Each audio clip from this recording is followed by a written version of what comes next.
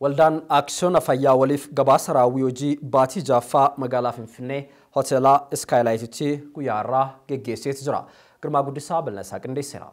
Waldaan Aksiyoona Fayyaa waliif gabaasa raawwii hojii baatii jaakan bara 2016 sadarkaa maalirra akka ture magaalaa Finfinnee hoteela Skylight'tti gabaasa taasisee jira. Imala baatii jaa bara 2016 milkiin xumuruu isaaniitti gaafatamtoonni fi daayirektaroonni kutaa manajimentii Waldaa Aksiyoona Fayyaa waliif gabaasa tokkoon guyyaa irraa taasisaniin himanii jiru.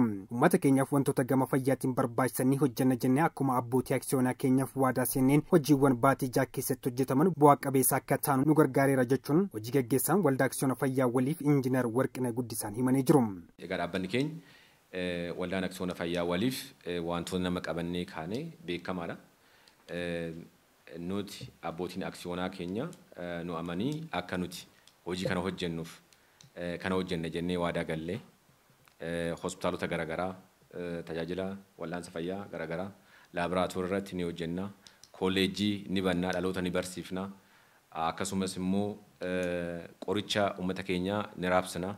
Meeshaalee wal'aansa fayyaa biyya keessaa biyya alaatii haga finnee raabsuu fi biyya keessatti oomishuudhaan sadarkaa oomishuutti ni deemna jennee akkuma waadaa gallee abbootiin aksiyoonaa keenyas nu amananii maallaqa isaanii invest godhan hojiin amma bal'inaan hojjetamaa jiru hojii baay'ee boonsaa kan ta'ee fi performaansiin damee hundumaa bifa gaarii ta'een hojjetamaa kan jiru ta'uusa sirriitti gadi fageenyaan gabaasa ji'a kan 2016 dhiyeessan irratti hubachuu dandeenyeerra. Waldaan Aksiyoona Fayyaa waliif dhiyeessii meeshaalee fayyaa sadarkaa isaa eeggatee fi qulqullina qabu kutaa Oromiyaa garaagaraa dabalataanis naannolee garaagaraa biraa keessatti dhiyeessaa jiraachuu fi kanaanis bu'aan karoorfamee argamaa jiraachuutti gaafatamaan kutaa raabsaa waliigala meeshaalee fayyaa Waldaa Aksiyoona Fayyaa waliif kan ta'an obbo Sheetuu Tafarraan dubbatanii jiru. Dhiyeessii meeshaalee fayyaa si'ataa fi qulqullina qabu dhiyeessuu irratti kan nuti argamnu. Kallattiiwwan biyya keenyaa hundumarratti dhiyeessiin meeshaalee fayyaa kun haala si'ataa ta'een istiraateejiiwwan garaagaraatiin kan inni raawwataa jiru. Kanarratti tajaajilli si'ataa fi dhiyeessii saffisaa ta'edha kan taasifamaa jiru. Walumaa galatti hojiin keenya achiivimentiin keenya kan walakkaa waggaa parsantii 60 fi isaa ol yoo ta'u gara fuulduraattis hojiilee kana babal'ifnee kallattii hundumarratti akkaataa sheerholdaroota keenya bira ga'uun danda'amu irratti bal'inaan kan hojjennu ta'a. Kanaan dura yaala fayyaa magaalaa Finfinneetti kennamaa ture amma garuu asuma dhaabbata keenyatti yaala fayyaa kennaa jira jechuun Chief Clinical Officer Specialii kan ta'an Dr. Firaa'ol Abdiin himanii jiru.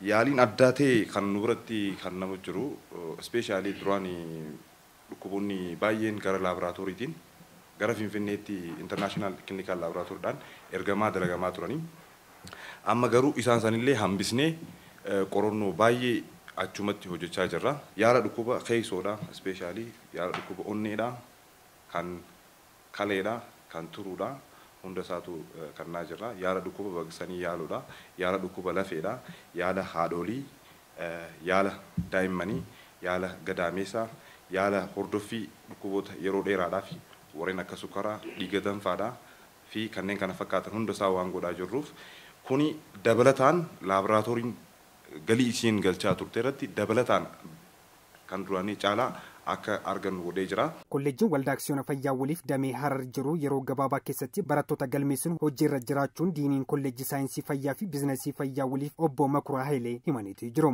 Bara darbe barataa 990 fudhannee leenjisaa turre bara kana aga ammaatti barattoonni enrool goonee yookiin galmeessinee barumsa eegalan barataa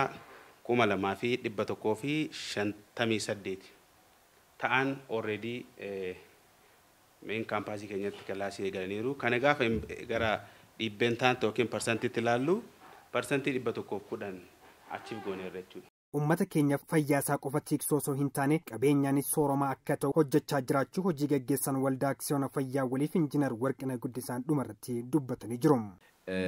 Uummata keenyaaf Waldaan Aksiyoona Fayyaa waliif fayyaa duwwaa eegotoo hin ta'in deeggarsa mootummaan amma gochaa jiru kanatti daballee uummati keenya fayya qabeessa akka ta'u akkasumaan immoo qabeenyaanis sooromaa akka ta'u ispeeshaalii abbootiin aksiyoonaa keenyaa nutti amananii maallaqa isaanii nu bira kaa'an akka qabeenyi isaanii asitti bu'aa buusee dhaabbata kanarraa fayyadamoo akka ta'aniif yeroo hundumaa otoo hin dagatiin maanajimentiin as jiru kun bakka bu'aa abbootii aksoonaa nama 14,000 akka taatan bakka bu'aa namoota 14,000 akka taatan itti gaafatamtoota seenaallee akka taatan tasallee otoo hin dagatiin akkuma kanaan dura guyyaa duwwaa otoo hin ta'in halkanii guyyaa hojjechaa jirru hojjechuudhaan yeroo hundumaa hojjechuudhaan tiimiin jala jiru seeraan hojjechuudhaan qabeenya dhaabbataa seeraan qabuudhaan dhaabbanni keenya bu'aa qabeessa ta'ee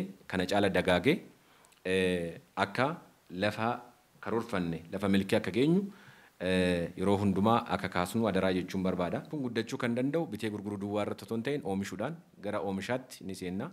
Waarshaa qorichaa, waarshaa meeshaa wal'aansa fayyaa gara dhaabuutti ni seenna.